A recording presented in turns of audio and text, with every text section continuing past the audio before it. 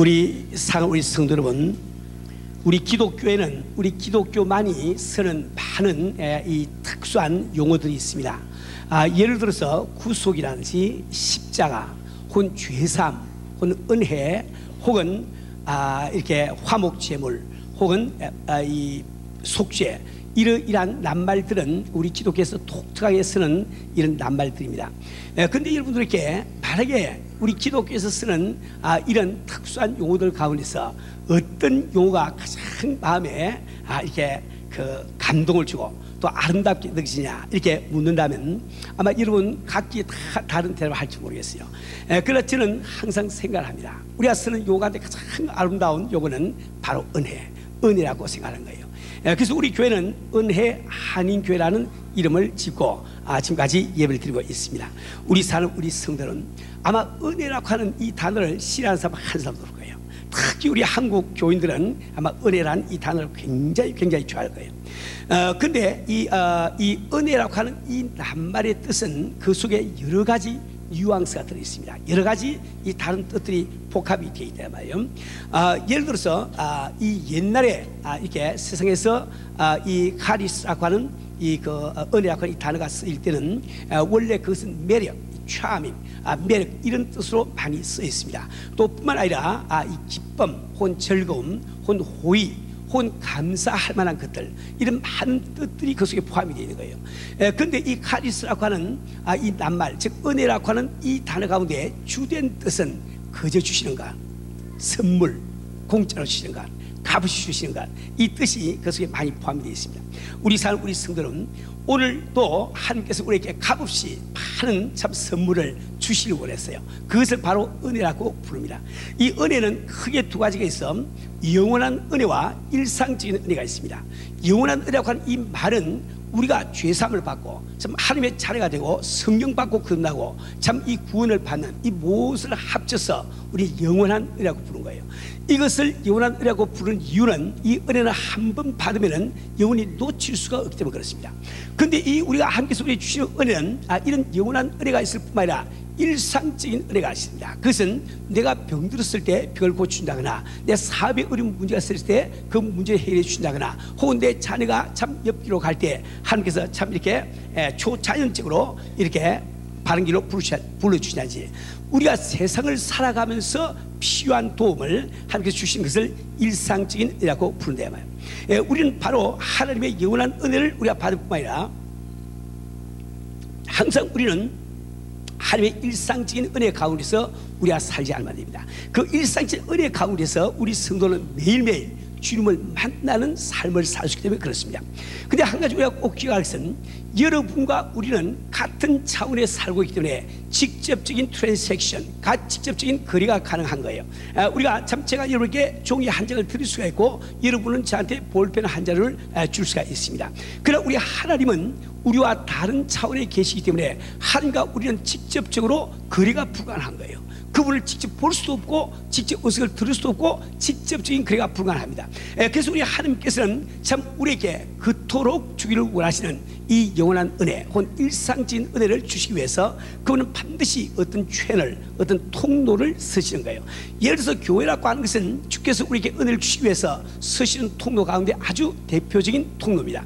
우린 교회를 다님으로 말미암아 구원함도 받고 또 일상적인 은혜도 받지요. 우리가 드리는 기도, 성경 말씀, 혹은 찬양 예배 이런 등등은 우리 주께서 쓰시길 원하시는 채널에 속한다.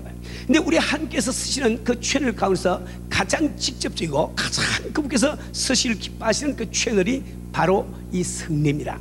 원래 이 성례라고 하는 것은 우리 주님께서 친히 몸된 교회에 명하신 의식을 이야기하는데, 우리 신교에서는 두 가지 의식을, 성례를 우리가 인정합니다. 첫째 한 가지는 침례식 혹은 세례식입니다. 어제 우리가 행한 대로 침례식은 바로 우리 교회가 행하는 이 뭡니까 성례라 말이에요. 또 그 다음에 두 번째로 성찬이 역시 성례식이 됩니다. 그런데 여러분이 이 요한복음 13장에 보면은 우리 주님께서 제자들의 발을 씻기시고 그 다음에 내가 스승이 되어서 이와 같이 했으니 너희도 이와 같이 하라 이렇게 명하고 계시면은 우리는 이게 발 씻는 그것을 이렇게 성례로 받아들이지 않습니다. 그 왜 그런가 하니까 죽음 다음에 다시 또 설명드리지만 이 성찬이라고 하는 것, 즉 성례라고 하는 것은 우리 신앙 고백이라고 하는 뜻을 갖고 있는 거예요. 근데 신앙이라고 하는 것은 하나님에 관한 것이 신앙이지 피조물에 관한 것이 신앙이 아니다 말이에요. 그러니까 발을 씻는다고 하는 이것은 우리가 하나님에 대한 어떤 신앙을 고백하는 행위가 아니고 우리끼리의 어떤 그 윤리적인 이야기 지금 이야기하는 거예요. 그래서 우리가 하나의 프로그램으로서 세족식을 행하기는 하지만은 성례로 받아들이지는 않습니다. 우리 사는 우리 성도는 그렇기 때문에 우리가 이 성찬식 혹은 이 세례식을 행하면서 여러분이 제대로 올바른 지식을 가지고 올바른 심적 태도를 가지고 성찬식에 참여를 하시게 되면은 엄청난 은혜를 받게 되는 거예요. 제가 이 트레시아스를 하면서 참 이 성찬식을 거행하면서 들은 이 간증 가운데서 몇 가지만 간단히 소개를 좀 해드리려고 합니다. 한번 제가 참 트레시아스를 인도를 하는데 어떤 목사님이 오셨습니다. 그 목사님은 아주 말이 없는 그런 목사님이었습니다. 그분은 내려갈 때 이런 말씀을 하셨어요.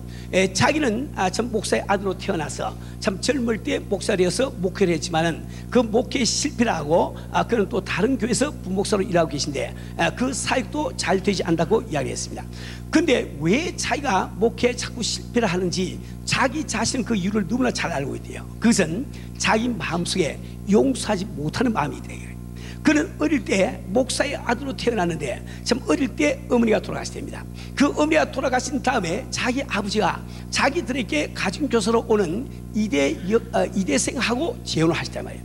그 재혼을 한 다음에 그 아버지는 이상하게도 그 계모님의 그 동생들에게는 학비를 대주면서 자기들에게는 학비를 안 대준 거예요. 그 아주 두 형제가 참 중학교 1학년 때부터 거리에 나가서 신문을 팔면서 구두 닦기를 하면서 공부를 하면서 그 아버지에 대한 그 미움이 마음속에 가득 차가지고 아버지가 돌아가시는데도 그 용서가 안 된답니다. 근데 그는 이 성찬식을 참 이렇게 성찬식에 참여하면서 그는 성찬상 앞에 와서 기도를 하면서 그 문제를 놓고 기도를 하는데 자기 속에서 참 아버지를 용서 못하는 그 시커먼 덩어리가 그 덩어리가 머리 꼭대기로 빠져나오면서 나무 십자가 속으로 빨려 들어갔을 느끼면서 그걸 보면서 자기가 자유함을 받았답니다. 아버지가 용서가 되었단 말이에요. 우리가 이 성찬식을 제대로 올릴 때 참 우리 마음속에 맺힌 많은 그 아픔, 비트니스 이런 것도 다 치유가 될 수 있는 거예요. 또 어떤 한 분은 제가 기억하기를 그분은 카나다에서 오신 분인데 그 당시에 그분은 연세가 한 50, 40쯤 됐습니다. 근데 아주 어깨가 쭉 벌어지고 아주 장대하고 목도 막 이렇게 굵은 아주 전형적인 고집센 한국 남자였습니다. 그는 전혀 이렇게 교회를 다니지 아니하고 또 이제 김대중 씨를 잘 알아서 김대중 씨가 카나다 오시면은 운전을 해드리고 이게 그걸 한대요. 그 아주 교회는 안 다니면서 아주 생활 우습게 보는 이런 분인데 그분의 여동생이 우리 교회 여자 집사님이었습니다. 그 집사님이 자기 오빠에게 편지를 보내서 이 트레이스라고 하는 이런 프로그램이 있으니 내가 비행기표를 다 보내드리고 할 테니까 꼭 여기만 한번 참사라고 아주 그 여동생이 너무나 이렇게 간절히 청하기 때문에 그는 할 수 없이 트레이스에 참석을 한 거예요. 근데 그는 참석해서 자기가 예수를 안 믿으면 좋은데 우리가 브레이크 타임에 같이 서로 이야기도 하고 친교를 하는데 이분은 커피 한 잔 들고 그 사이를 헤치고 다니면서 큰 목소리로 하하 나는 예수를 안 믿어 나는 못 믿어 이렇게 크게 브레이크 타임 할 시간 내내 그러고 다닌다 이 말이에요. 우리가 성찬식을 하려고 하는 그 조금 직전 이 브레이크 타임에도 그는 그렇게 크게 이야기를 했습니다. 커피 잔을 들고 말이지 두고 봐라 내가 카나다 가더라도 교회만은 절대 안 나가 교회는 못 나가지 내가 나갈 수가 없지 이렇게 큰 소리로 이렇게 굵은 목소리로 이야기를 하니까 아주 분위기가 참 이상했단 말이에요. 근데 그날 성찬 예식을 거행하는데 그 형제분이 제일 마지막에 나오더라고요. 나와서 그는 성찬 앞에 무릎을 꿇고 눈을 감고 기도를 하는데 한 2분쯤 지났습니다. 그는 막 몸부림을 치면서 땅을 치면서 막 하나님 앞에 회개를 시작하면서 막 성령을 받고 방언을 받고 그러더라고요. 나중에 물어봤습니다. 어떻게 되냐고 물어봤더니 그분이 이런 간증을 하세요. 정말 하나님 믿으시지 않답니다. 그런데 성찬에 대한 강의를 들으면서 내가 안 믿어도 별 수 없으니 한번 믿어보자 그러고 성찬 앞에 나왔답니다. 그런데 나오면서 자기 마음에 그런 생각이 들더래요. 내가 하나님 앞에 은혜를 받기 위해서는 그분 앞에 정직해야지. 그래서 자기가 무릎을 꿇고 무리를 쓰고 기도를 했답니다. 하나님 나도 참 믿기를 원하는데 믿어지지가 않습니다. 제발 날 좀 믿게 해주세요. 이렇게 기도하고 있는데 자기 평생 처음으로 환상을 보았답니다. 자기 눈앞에 총천스러운 환상이 나타나는데 그 앞에 동굴이 보이는데 동굴 그 안에서 이리 들어오라 하는 음성이 들려옵니다. 그래서 자기가 그 안으로 쑥 빨리 들어가 버렸대요. 들어가 보니까 하나님께서 우리 인류를 위해서 해오신 일들이 마치 전시장에 전시가 된 것처럼 다 이렇게 전시가 되어 있는 거예요. 그것을 보고 그 양반이 거기서 그냥 이렇게 참 이게 회개를 하고 주 앞에 돌아온 것을 보았습니다. 어떻게 전시가 되어 있는지 그것은 감정을 안 해서 제가 잘 몰라요. 그 다음에 우리가 정말 이렇게 성찬제식을 올릴 때 우리 육신에 어떤 질병이 있다 할지라도 우리가 정말 올바르게 성찬제식을 드리면은 우리 주께서 희한하게 그 질병을 고쳐주십니다. 제가 이것을 조금 후에 또 설명드리겠지만은 아마 지난번에 한번 저희들이 76기 트레시아스 다녀온 다음에 우리 그 뭔가 베소노 그 졸업생들 나와가지고 인사할 때 제가 잠시 한 분 1분 동안 간증시켰죠. 우리 그 교회 미승이라고 하는 우리 아가씨가 나오고 있는데 그 어머니였습니다. 아마 연세가 예수님과 예수님 중에 1등으로 알고 있는데 그분은 저보다 키가 조금 큰 분이었어요. 여서 상당히 키가 큰 분이에요. 근데 이분이 아주 당뇨가 심하고 고혈압을 앓고 나쁜 병을 다 갖고 계세요. 그런데 이 척추가 몇 번에서 3개가 나가버렸대요. 그 디스크가 돼가지고 이분이 왼발로는 5초를 서 있지를 못한답니다. 그래서 이게 바퀴 달린 지팡이를 짚고 이렇게 다니면서 겨우 이렇게 걸어 다니는데 그분은 정말 이렇게 은혜를 받고 정말 믿음을 가지고 떡을 떼고 잔을 들었단 말이에요. 그리고 그 끝나고 나오는데 자기 자신이 지팡이를 안 짚고 걷고 있다 말이에요. 그건 너무 깜짝 놀랐습니다. 놀라가지고 그는 나와가지고 우리 팀 멤버에게 나 자기 좀 보라고 그러면서 그 지금 그 뭡니까 우리 기도실에서 우리 식당까지 그냥 굉장히 멀지 않습니까? 그것도 이게 뭡니까 이게 언덕길이 이게 져 있잖아요. 그 길을 100m 달리는 선수처럼 달려갔다가 왔다 말이에요. 우리 사는 우리 성도는 우리 오늘 정말 성찬 예식을 제대로 드릴 때 우리 주께서 온갖 역사를 다 해주시는 거예요. 우리 사는 우리 성도는 그렇기 때문에 우리는 이 성찬 예식을 어떻게 드려야 되는가 이것을 정확하게 알고 우리가 믿음으로 성찬식을 드려야 되겠습니다. 오늘 읽은 본문 말씀에는 성찬 예식에 관한 포괄적인 그 기준과 또 주의사항이 기록이 되어 있습니다. 오늘 우리는 성찬 예식을 거해야 되기 때문에 본문 설명을 제가 많이 할 수가 없습니다. 여하튼 지금 우리가 읽은 말씀을 언뜻 이게 보면은 17절부터 22절 사이에는 그 당시 이 고린도 교회에서 일어나고 있던 일이 배경이 돼서 이 기록이 되고 있는 거예요. 그러니까 지금 현재 17절부터 22절 사이에 있는 말씀은 이것이 우리에게 적용될 수 있는 부분도 있고 적용될 수 없는 부분도 있습니다. 근데 거기서 잘못된 것은 어떤 것이냐? 그것은 그들은 바로 자기들끼리 분쟁이 있으면서 편당이 있으면서 성찬 예식을 드리고 있단 말이에요. 우리 사이에 지금 서로 갈등이 있으면서 성찬 예식을 드리고 있으니 그것이 어떻게 성찬 예식이 될 수 있겠느냐. 또 그 다음에 이번에 잘 아는 대로 우리 중에서 첫 번째 성찬 예식을 행할 때 그분께서는 마지막 6월절 만찬을 제자들과 더불어 참 이렇게 잡수시면서 그 중간에 떡을 떼가지고 이것은 너희를 위해서 내 살이니 하고 떡을 주었단 말이에요. 그 다음에 식사를 다 끝난 다음에 다시 잔을 주시면서 이것은 내 피로 세운 새 언약이라고 말씀하시고 잘 마시겠다 말이에요. 그러니까 이 초대 교회에서는 이 6월절 저녁에 하는 그 만찬을 하나의 예찬이라고 불러서 먼저 식사를 다 하고 그 다음에 이어서 성찬 예식을 거기 했단 말이에요. 근데 그것이 차차 시대가 이렇게 지나면서 점점 조금 이렇게 달라지기 시작했습니다. 그래서 특히 고린도 교회에서는 분쟁이 많았기 때문에 이 만찬하기 위해서는 각자가 이 파트락 하는 것처럼 각자가 자기 음식을 만들어 와서 함께 다 공동체로 나눠서 함께 먹어야 되는데 그들은 그걸 못했어요. 아주 잘 사는 사람은 맛있는 음식을 잔뜩 해와서 포도주 잔뜩 가져와서 자기 혼자 참 먹고 마셔. 이게 가난한 사람은 사올 게 없으니까 조금 사가지고 그저 배가 고프면 그것만 먹고 만다 이 말이에요. 이렇게 서로 나누어 먹을 줄 몰랐다 이 말입니다. 그래서 이 사도 바울은 그러한 것을 지적을 하고 계신 거예요. 그렇게 하고 그 다음에 23절부터 26절 사이에서 우리 올바른 성찬 예식은 어떤 것인가 이것을 말씀하고 계십니다. 그는 자기가 참 이 고린도 교인들에게 가르친 그 사실이 바로 주께 계시받은 것이라고 말씀하시면서 중요한 것은 바로 우리가 떼는 떡이 무엇이냐? 그것은 바로 주님의 살이라는 거예요. 우리가 마시는 잔은 무엇이냐? 그것은 바로 주님의 피라는 거예요. 이것이 아주 근본입니다. 그래서 그것을 말씀하시면서 이 성찬하는 목적은 바로 우리 주님께서 다시 오시는 그날까지 주의 죽으심을 전한 것이다. 이 복음을 전한 것, 이것을 위해서 우리가 성찬 예식을 한다고 말씀하고 계십니다. 근데 27절부터 29절 사이에 보면은 이 올바른 성찬을 우리가 하기 위해서 우리가 성찬에 참여한 사람들이 어떤 준비를 해야 되느냐, 그 준비상이 나와 있는데, 제일 첫 번째는 주의 떡이나 잔을 합당치 않게 먹고 마시면 안 된다고 해요. 여러분, 합당치 않게 먹고 마시는 뜻은 뭘까요? 그것은 바로 23절 이하에서 바로 이 떡은 주님의 살이요 잔은 주님의 피라고 말씀하기 때문에, 바로 우리가 참게 주님의 그 살과 피에 대한 올바른 신앙 고백이 없이 우리가 떡을 떼며 잔을 들면 그것이 바로 합당하지 못하게 떡이나 잔을 드는 결과가 되고 마는 거예요.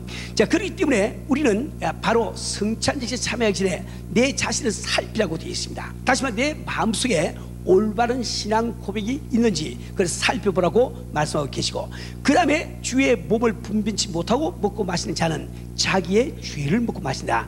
이때 자기의 죄를 먹고 마신다, 이 말은 다른 말로 바꾸면 자기의 심판을 먹고 마신다, 즉 심판을 자취한다, 이런 뜻이 되겠습니다. 그 다음에 30절 말씀에 우리가 성찬에 잘못 참여하기 때문에 우리가 받아야 될 축복을 다 받지 못하는 이 사실로 이렇게 지적을 해오고 있습니다. 그래서 우리가 성찬에 올바르게 참여 못하기 때문에 약한 자와 병든 자가 많고, 이 약한 자와 병든 자, 이것은 같은 이야기입니다. 그리고 잠자는 자도 적지 아니하니, 다시 말하면 우리 주님께서 이 성찬 예식을 통해서 우리가 우리 질병을 고치시고 치료주기를 원하시는데 우리가 합당하지 않게 먹고 마시기 때문에 그대로 우리가 병을 앓고 있는 사람이 많이 있고 또 죽는 사람도 많이 있다는 거예요. 그렇게 하면서 다시 30부터 34절 마지막 절까지 사도 바울은 고린도 교인들에게 권고를 하고 있습니다. 다시 말하면 성찬에 참여하기 전에 자기 자신을 반드시 살피라. 그 다음에 성찬은 질서 있게 하라. 이렇게 대강 이렇게 훑어볼 수가 있습니다. 우리 성도 여러분 때문에 오늘 우리는 본문 말씀에 의지해서 우리 성찬은 어떻게 참여하는 것이 가장 올바르게 참여하는 것이고, 이것을 분명히 알고 우리가 올바른 방법으로 믿음으로 우리가 성찬에 참여할 때 우리가 그토록 바라는 영원한 은혜, 혼 일상적인 은혜가 임하게 되는 거예요. 지난번에 한번 성찬에 대해서는 자세히 설교를 했습니다. 그래서 지금 이 시간은 간단하게 간추려서 요점만 말씀드리고 성찬으로 바로 들어가기를 원합니다. 우리가 오늘 꼭 기억할 것은 네 가지를 꼭 기억하세요. 제일 첫째, 성찬을 할 때 성찬의 뜻이 무엇이냐?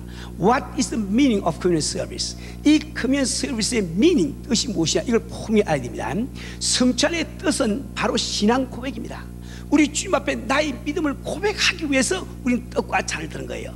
우리가 떡과 잔을 드는 것은 한 번씩 가다가 교회 사는 어떤 절차가 아닙니다. 어떤 순서가 아니란 말이에요. 우리는 그분 앞에 우리의 중심의 믿음을 고백하기 위해서 오늘 떡과 잔을 든다 말이에요.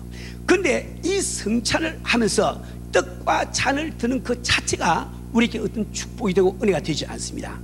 그것은 바로 우리 중심의 신앙을 그분 앞에 표현하는 한 수단이기 때문에 그 성찬 예식을 하기 전에 내 마음속에 올바른 믿음이 있을 때 그때 주의 축복과 은혜가 임하게 된단 말이에요.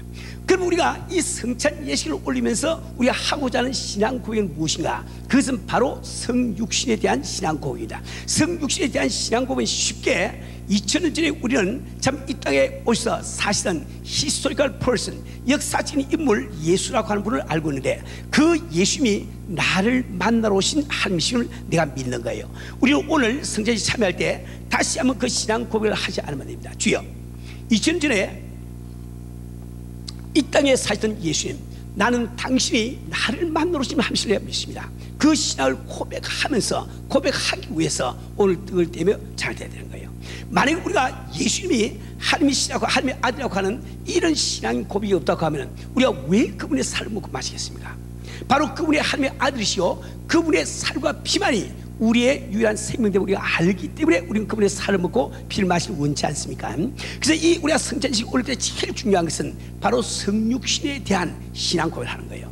근데 우리 주님은 육신을 입으시고 이 땅에 오셔서 무엇을 하셨습니까? 그거는 바로 내가 받을 벌을 대신 받아주기 위해서 십자가를 지는 고통을 당하시죠. 그러니까 우리는 오늘 성찬식에 참여할 때 주여 당신께서 그 고고다 산상 참 갈보리 산상의 높은 십자가에 홀로 달려서 참 외롭게 모든 경물과 참 이 모멸을 당하시면서 고통받으실 때 바로 당신은 내가 받아야 될 이 벌을 대신 받아주기 위해서 당신 십자가를 진 것을 내가 믿습니다. 그것을 고백을 해야 된다 말이에요. 우리 사는 우리 성도는 우리는 그 신앙 고백을 할 뿐만 아니라 우리 주님께서 우리에게 이 참 놀라운 은혜를 주시기 위해서 그분이 어떤 값을 치르시고 희생을 치르시지 우리가 기억하자고 말씀드렸어요.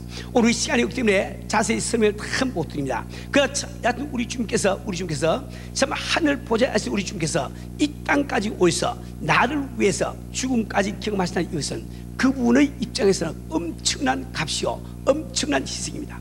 우리는 바로 오늘 정말 주의 살과 피를 감사함으로 먹지만은 또 한편으로 주님께서 나 위해서 지으신 그 값, 그 희생을 우리는 생각하면서 우리 함께 성찬식에 참여해야 될지 압니다. 그 두 번째로 성찬의 정의입니다. 데피니션입니다. 성찬을 우리는 어떻게 디파인 할 수 있는가, 어떻게 그것을 정의할 수 있는가. 지난번에 말씀드렸죠. 성찬이라고 하는 것은 우리가 예수의 몸을 나누어 먹는다. 우리가 지금 예수의 몸을 나누어 먹는다고 정의를 낼 수가 있단 말이에요.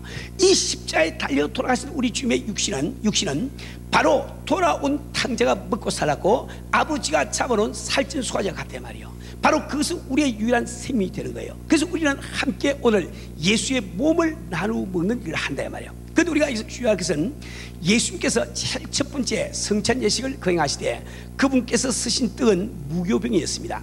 무교병이라고 하는 것은 누룩이 들어가지 않은 떡이라는 거예요.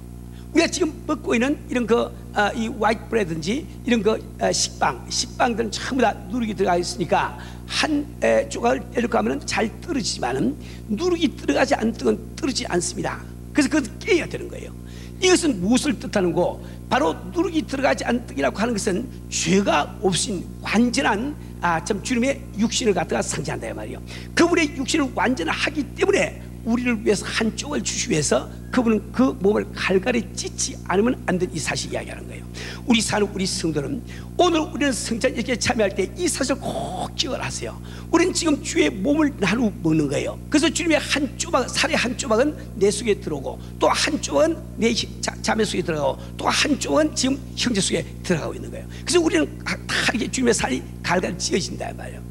이것은 무엇을 뜻합니까? 신앙적으로 그것은 이제 내가 주님의 살을 먹고 피를 마셨으니 내가 주님의 분신이 되며 그분의 파편된 것을 이야기한다 말이에요. 내가 그분의 분신이 되고 파편이 되기 때문에 주여 내가 어느 곳을 가든지 이제는 당신의 뜻을 행하는 것을 내 삶의 제일 우선순위로 삼겠습니다. 이 고백이 철저히 되어 있지 않으면 우리는 성찬 예식이 올바르게 진행되다 이렇게 말할 수가 없는 거예요.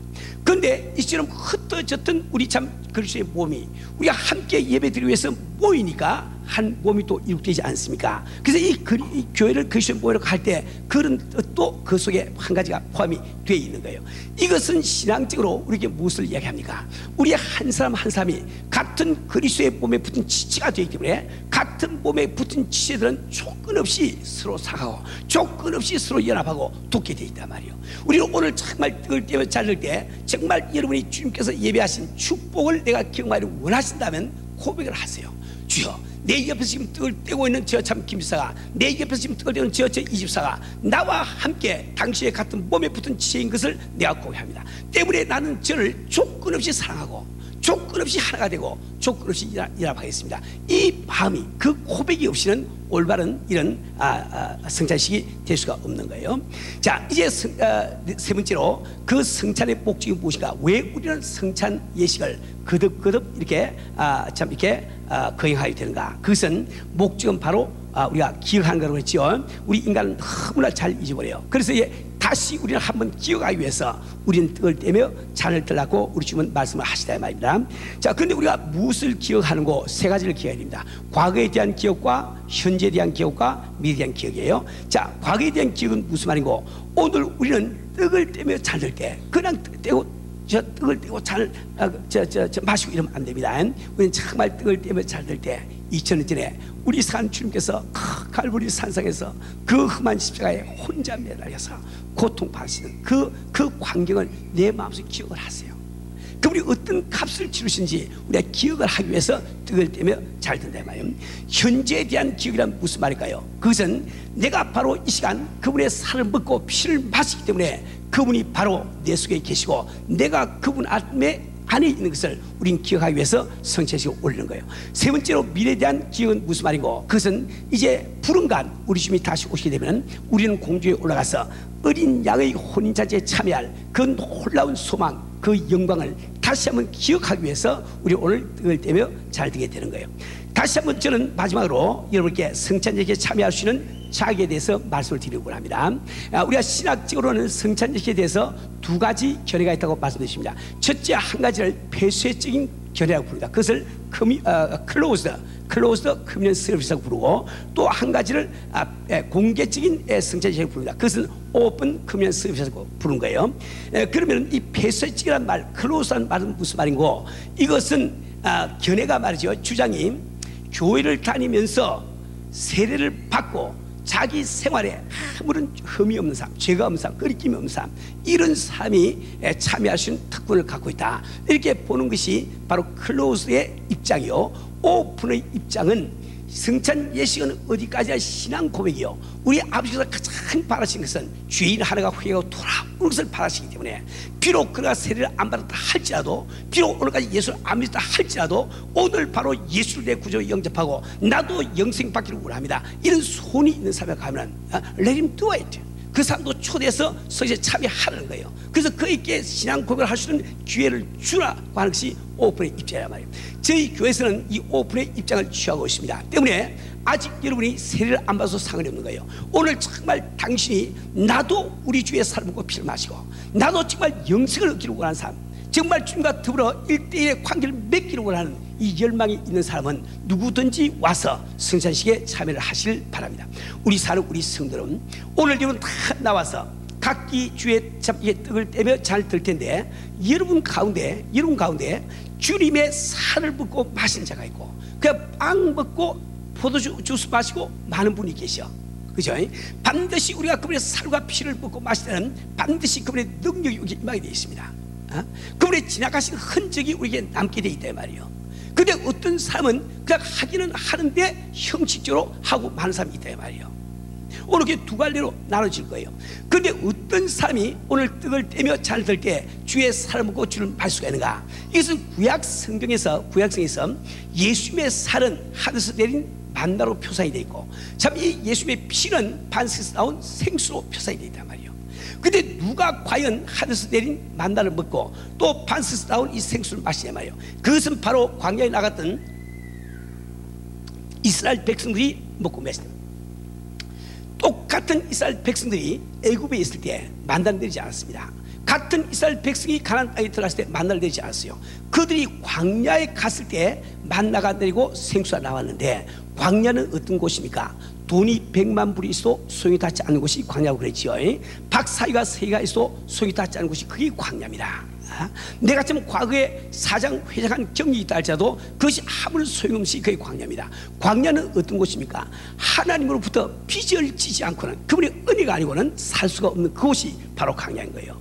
오늘 누가 떡을 떼며 잘 들 때 참답게 주의 살 먹고 피를 마실 수 있는 거, 정말 주님의 도우심이 없이는 내가 도무지 살 수 없음을 깨달은 그 사람이 떡을 떼며 잘 들 때 당신은 바로 살을 먹고 주님의 살을 먹고 피를 마실 수 있는 거예요. 내가 정말 지금 이게 이 어떤 불기병이 걸렸거나 심한 질병이 걸려가지고 우리 마음속에 주여 나도 주의 자녀가 됐으니 참 주를 기쁘시게 하고 주를 위해서 일하기를 원하는데 내 몸이 이래서 일을 할 수가 없습니다. 나는 의학으로 이 병을 고치는 것을 이 고치는 것도 불가능합니다. 오늘 나는 당신의 빚을 지고 이 육신의 질병을 고침받고 나는 당신을 위해서 일하기를 원합니다. 주여 나를 도와주세요. 만약에 이런 열망이 당신 마음속에 있다고 하면 당신이야말로 참 이 성찬식에 참여할 수 있는 가장 좋은 조건을 갖는 거예요. 우리는 정말 주의 상 앞에 나올 때 우리는 그분 앞에 비치지 않고는 살 수 없는 나 자신을 고리 기억을 하시고 우리가 신앙을 고백을 하실 바랍니다. 결론적으로 한 번만 더 말씀드리겠습니다. 저는 얼마 전에 12해 동안 혈중 앓던 여인의 이야기를 이렇게 말씀드리면서 그 12해 동안 혈중 앓던 여인이 예수님의 옷장을 만지고 그 질병을 고침받을 때 그의 치유하는데 주님의 의사는 전혀 관여를 안 하고 있다고 말씀드렸어요. 주님의 의지는 전혀 관여가 안 돼 있단 말이에요. 그건 무슨 말입니까? 그래서 우리 주님께서는 이미 그분께서 우리를 치료하기로 작정하신 거예요. 그분이 우리를 고치를 원하시면 기정사실의 수가 있기 때문에 지금 다시 우리 주님이 이 사람 고칠까 안 그건 상관이 없는 거예요. 이미 그분 고쳐주려 했다 말이에요. 이제 우리가 손을 내밀어서 그분의 옷장을 잡는 것만이 남아있다 말입니다. 오늘 왜 주님은 그분의 살과 피로 이렇게 주기를 원하시냐 말이요. 바로 이것을 주님께서 우리에게 주시는 옷장과 같은 걸 아닙니까? 오늘 우리가 믿음을 가지고 어떤 입장 어떤 환경에 따라서 믿음을 가지고 바로 손을 내미시고 우리 주의 살을 먹고 피를 마시게 되면 바로 그분의 축복과 은혜가 우리에게 임하게 되는 거예요. 우리 사는 우리 성도는 우리는 오늘 정말 또 한 번의 형식적인 이런 성장식을 우리 하는 것이 아니고 정말 주님과 더불어 1대1의 교제를 하는 이런 시간이 되기를 원합니다.